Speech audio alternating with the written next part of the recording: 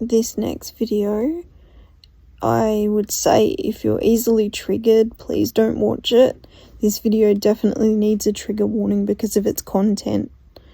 So just please, if you need to click off, because this is not a video for everybody, but it's a story that needs to be told about the things that are happening now. Okay, so for this video, this happened a while ago. So just after they cut my G-tube services off and said they would no longer supply me or assist me in any type of a way to have a J-tube, the staff at the Royal Melbourne Hospital, there was a staff member, this nurse, she approached me, and I've never met her before, I don't know her, she's never had anything to do with me before. She wasn't from the team that was caring for me or anything. She just walked up to me and she said, the team has had a discussion and they've decided not to supply you any services for your J-tube any longer. And she said that the team has made the right call because they know you very well. And she said they have, they're the team that's always dealt with you. And so they know that this is the right call.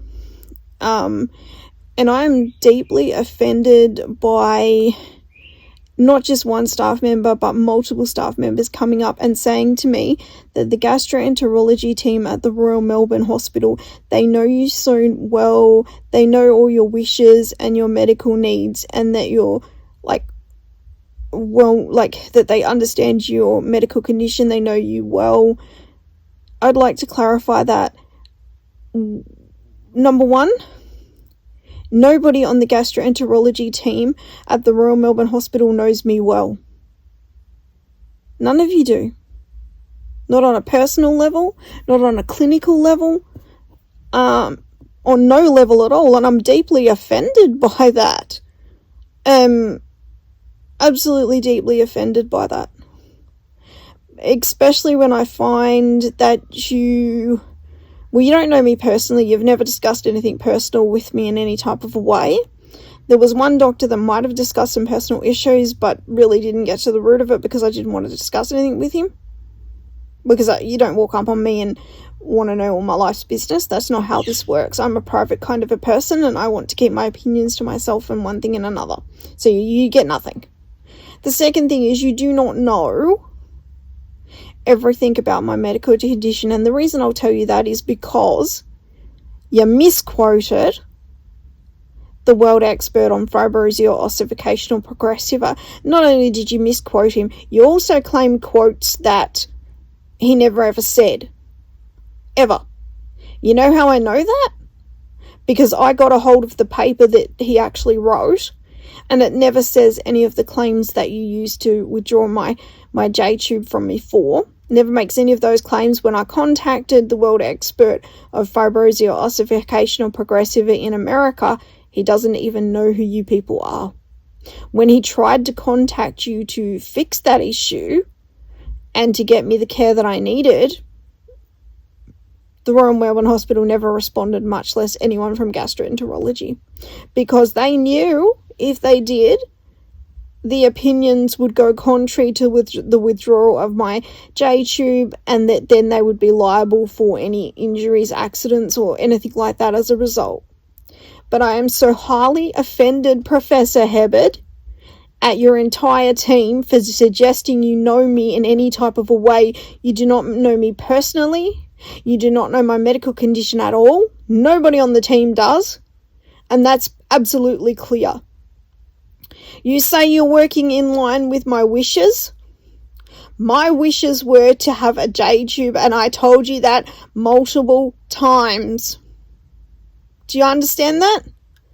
Multiple times I told you, Professor Hebard, and other people on the team that I wanted my J-tube. And I wanted to live. I also furthermore told you I didn't want to die from multi-organ failure or some other issue as a result of not having my J-tube, that my wishes were not to damage my body any further than the damage that it already has. I was very clear about my wishes, and they have not been respected, because it was made clear to me that I will die of multi-organ failure and that you will not reinstate the J-tube,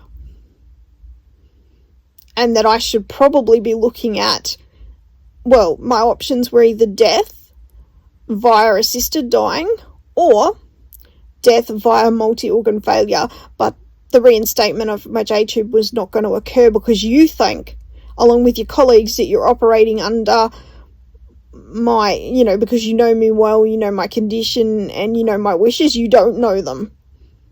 I have voiced them on so many occasions and nobody has listened to me. I do not want to continue to have chest infections after chest infections. I do not wish to have all the not breathing episodes because I'm choking on whatever I'm trying to eat or drink just to live. I don't want those things to happen to me. I don't want to have the low blood sugar issues that I'm facing because I can't get fed properly or drink properly or any of those issues. And if you truly knew me and my wishes, and if you truly knew them and would truly listen to me, you would never have withdrawn the J-tube. Okay? And what I needed to hear from you and the team wasn't good. Never has been. You played a game and you shouldn't have done it. And it's going to cost somebody their life. And I'm here to tell you that I'm going to raise awareness around this subject because, we have to ask questions. Is it ever okay to harm somebody's body or let them die just because you feel like it? Is it ever okay to do that just because you decided you wanted to, against the patient's needs and wishes? Is that okay to essentially see somebody die because you are not doing your job? You've caused additional damage to my heart, my lungs. Okay, and if you would do this to me, if this could happen to me at the RMH, how many other people is this happening to? Because I don't believe I'm the only patient. I never wanted to die of multi-organ failure. I told you that. That was my honest wishes, and I didn't wish for assisted dying because that's not in line with my religious, moral, or other belief system that assisted dying is ever okay. And yet that's what you have left me with. Whether I consent to it or not, I will end. And I think we need to discuss in Australia, is that ethical to corner somebody and force this on them? I don't think it should be ethical to force multi-organ failure on me or assisted dying and corner me like this. I feel like when there is another option, which is a J-tube, I should be allowed to have my J-tube. What we know about fibrosia ossificational progressiva is there are cases among the people with this, like me, who suffer terribly with this choking and aspiration, and it damages the heart and lungs further when they're not working properly already from birth because of the condition we have. What we know is there are some people like that who have this unfortunate setup in their body. And what we know is the doctors, they first try a G-tube for feeding, and if that doesn't work, they try a J-tube, right? So trying a J-tube worked for me. I was very happy to have my J-tube, okay? I was very scared at the beginning, but what patient wouldn't be? It's a procedure, and it's hard, right? So yeah, people are like that. They're apprehensive and whatever. But the J-tube really worked for me, okay? And it is in line with what some people with fibrosia ossificational progressiva have to deal with. In the recommendations for how to treat a patient gastroenterology-wise with fibrosia ossificational progressiva, it actually recommends a G or a J-tube depending on what the patient needs or tolerates best. It is in line with those recommendations. The ones that you people wouldn't read and then misquoted so that you could take away the J-tube? I always said I would die as a result of it. And that's exactly where we're heading.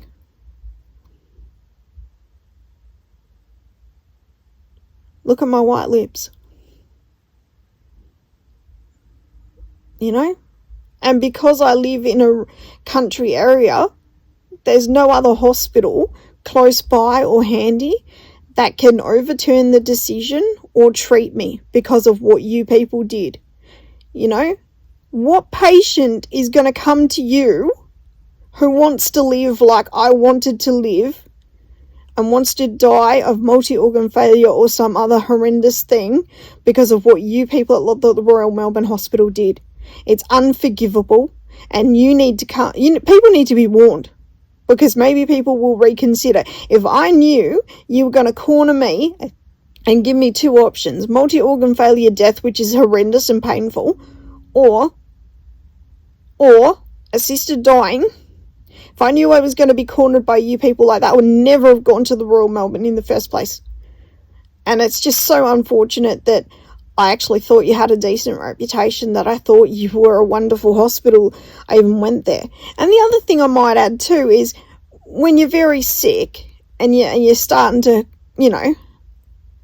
end up passing away, if I am found, which I live alone, so it's unlikely I would be found, but if I were to be found, the ambulance is 2.5 hours away. I could easily die in that time. So you're not taking into account how living in the country is very different to living in metropolitan Melbourne, where there might be a chance of getting me to hospital in time. What we face is a situation where there is no chance of getting me to hospital on time, because, like I say, even if I'm found, it's 2.5 hours.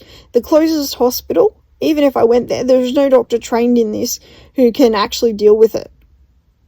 I don't stand a chance. You took away my chance at survival arrogantly and horrendously. You didn't even come to see me. You sent a nurse I'd never ever met before to deliver the news that, well, I have two choices: assisted dying or dying of multi-organ failure. Now, what kind of medical team believes that's in a patient's best interests? I don't know. But this is being forced onto me, and it shouldn't be. Every other doctor that I come into contact with advises me that with a J-tube we could be looking at, 30, 20 more years. Easy enough, because there's not a whole, it's easy enough to do with what my body has got wrong with it. And yet that's being cut down to nothing. What gives you that right? What gives you the right to misquote doctors and lie in documents? Okay? And every member of the team that I've had to deal with, they do things like, one doctor asked me how much I weigh. Then he said, no, don't bother, and become agitated and angry in front of me, slammed a book down, and then said, I'm just going to write 80 kilos or 70 kilos. Who cares? Well, I tell you what, who cares? Okay, I attended your hospital on 4 separate occasions, and you just wrote any figure you liked for my weight. Didn't even weigh me. And I ended up laughing at you all because not one time did you get it right. You didn't sense the fact that I'd lost a shit ton of weight, and that I was actually standing in a puffer jacket, padded extra, to conceal that. You're not intelligent enough to work that out. It's because you don't care. What you care about is your needs and what you want, and they have to come first. And you want me dead of multi-organ failure, or you want me to comply with assisted dying, which I will not. Right? And I think it's disgusting that you're at that point. And I can tell you this, if your team can't, every time I've had contact with a doctor from the team, not once have they even been into me enough to know, well, let's get the scales, let's do this, let's do the right thing. No, it's just, I'm angry I have to even bother with you. Well, mate, you're being paid a lot of money. You chose to work as a doctor, right? That's not my fault if you don't like it now, okay? Or whatever's going on with you, it's not my fault, okay? That's how it is. But either you give me a proper consultation or leave. I mean, the doctor writes 70 or 80 kilos and he just storms out and agrees to get rid of my J-tube. And was that even a consultation? No. He stormed in there, slammed a book down, didn't know my weight because he didn't have the scales and flies off the handle, and, and that's the extent of a lot of the consultations that I've had from people. That's not really a consultation, mate. Seriously. But I am deeply offended that anyone on the gastroenterology team, whether that's a dietitian, a nurse, or a gastroenterologist, I'm deeply offended that you believe you know me. You don't know me medically, because you know no facts about fibrosis or ossification or progressiva, and so you misquote doctors, right? You don't ask me what my wishes are in terms of assisted dying or any of that. You just presume to know because it's what you want for me. And that's scary. That's scary. And I don't like people saying they know me. In fact, you'd be better to say we're not even, like, how do I put this? You would be better to say that there's no link there at all. I would like to say that I'm deeply offended by your suggestion that you know me, and I'm particularly hurt because I let Professor Hibbard see the real side of me, the person that I really was. I thought me and Professor Hibbard had such a rapport that he understood me, he understood my wishes, and he really knew me.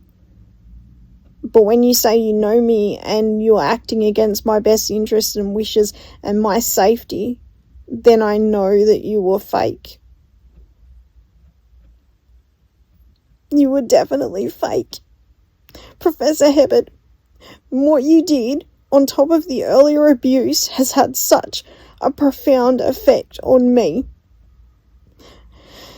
It would have been better if I never ever met you, because it's been so damaging. You don't know me. No one does at that hospital.